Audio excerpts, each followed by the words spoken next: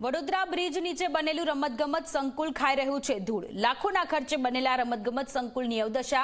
છેલ્લા 9 મહિનાથી તૈયાર થવા છતાં સંકુલનું ઉદ્ઘાટન નથી થયું। સંકુલ ચલાવવા તંત્રે હજુ સુધી કોઈ કરાર કર્યા નથી। સંકુલમાં મૂકેલા સાધનો પણ ધીરે ધીરે ખરાબ થઈ રહ્યા છે। કોંગ્રેસના કોર્પોરેટર અમીબેન રાવતે તંત્ર સામે સવાલ ઉઠાવ્યા છે। પ્રજાના રૂપિયાનો વેડફાટ થતો હોવાનો આક્ષેપ લગાવ્યો છે। અધિકારી સામે કાયદેસરની કાર્યવાહી કરવા માટેની કોંગ્રેસની માંગ છે। વડોદરાના સ્માર્ટ શાસકોનો અંધેર વહીવટ ફરી એક વખત સામે આવ્યો છે। કોર્પોરેશને રાજ્ય સરકારની સૂચનાથી હરિનગર અને ફતેગંજ બ્રિજ નીચે રમતગમતના સંકુલ તો બનાવી દીધા, પરંતુ 9 મહિના થયા હોવા છતાં પણ આ સંકુલને બાળકોને રમવા માટે ચાલુ નથી કરવામાં આવ્યા, જેના કારણે જે કેરમ અથવા ટેબલ ટેનિસ અથવા જે અલગ અલગ રમતો માટેના સાધનો લાવવામાં આવ્યા હતા તે સાધનો ધૂળ ખાઈ રહ્યા છે।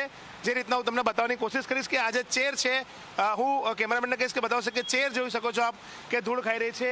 આ જે કેરમ છે તે કેરમ પણ ધૂળ અહીંયા તેના પર બાજી ગઈ છે। એટલે ક્યાંક ને ક્યાંક કહી શકાય કે જે રમતગમતના સંકુલો બાળકોને રમવા માટે અહીંયા બનાવવામાં આવ્યું, અહીંયા પ્લેઇંગ એરિયામાં સાધનો મૂકવામાં આવ્યા, તે તમામ સાધનો હવે ધૂળ ખાઈ રહ્યા છે। મહત્વની બાબત છે કે કોર્પોરેશને હજુ સુધી એજન્સી પણ નક્કી નથી કરી કે કોને આ ચલાવવા માટે આપવું, કેટલું તેને પાસેથી પ્રીમિયમ વસૂલવું તે પણ નક્કી નથી કર્યું। સાથે જો વાત કરવામાં આવે તો સુરતમાં બ્રિજના 4 સ્પાન વચ્ચે એસી સંકુલ બનાવ્યું, જ્યારે કોર્પોરેશને હરિનગર અને ફતેગંજ બ્રિજ નીચે એક સ્પાન વચ્ચે 10 ફૂટની જાળી લગાવી દીધી છે અને તે જાળી લગાવ્યા પછી સંકુલ બનાવ્યા પછી પણ 9 મહિનાથી તેને તાળા લાગેલા છે।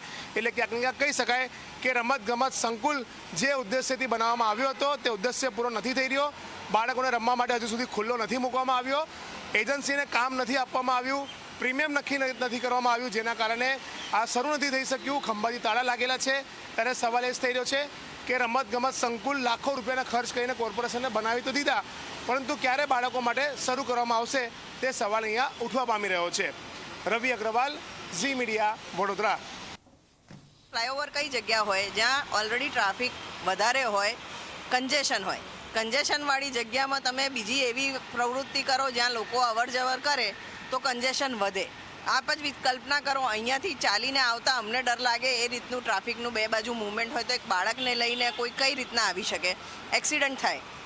જ્યાં બાળકોના રમતગમતના સંકુલ હોવા જોઈએ ત્યાં પાર્કિંગ એટલે ઓપન પ્લોટ્સમાં પાર્કિંગ કરવામાં આવી રહ્યું છે, જ્યાં પાર્કિંગની જરૂર છે અને જ્યાં પાર્કિંગ હોવું જોઈએ ટેકનિકલી ત્યાં રમતગમતના સાધનો કરીને લાખો રૂપિયા ટેક્સ પેયર્સના બગાડ્યા છે। અમારી તો ડિમાન્ડ છે કે જે અધિકારીઓ આવા તગલકી નિર્ણય લીધા હોય તેમની પાસે આના પૈસા વસૂલ કરવા જોઈએ અને એમના પર કાયદાકીય પગલાં લેવા જોઈએ। પહેલી વાત તો રાજ્ય સરકારના સૂચન પર આ ખરા ઉતર્યા છે કે એની વસ્તુ જોવાની રહી। અત્યારે તમે જો કે લાખો રૂપિયાના લોકોએ ખર્ચો કરી નાખ્યો, 9 વર્ષ થવા આવ્યું, વર્ષ થઈ પણ છતાં આ વસ્તુ લોકોને ઉપયોગ માટે આવી નથી। બીજી તમને વાત કરું કે જે પ્રમાણે મેન્ટેનન્સનો ચાર્જ હોય, અત્યારે સિક્યુરિટી ગાર્ડ તમે મૂકેલો છે, એટલે ગમે ત્યારે પણ તિજોરી ભરેલી હોય એટલે પૈસા કંઈ નાખવા આ વસ્તુ અહીંયા દેખાઈ રહી છે। અને ખરેખર એક વસ્તુ તો કહેવા માંગીશ કે જે પ્રમાણે લોકોને જરૂરિયાતની વસ્તુઓ છે ખરેખર આજે વડોદરા શહેરનું તંત્ર કરતું નથી।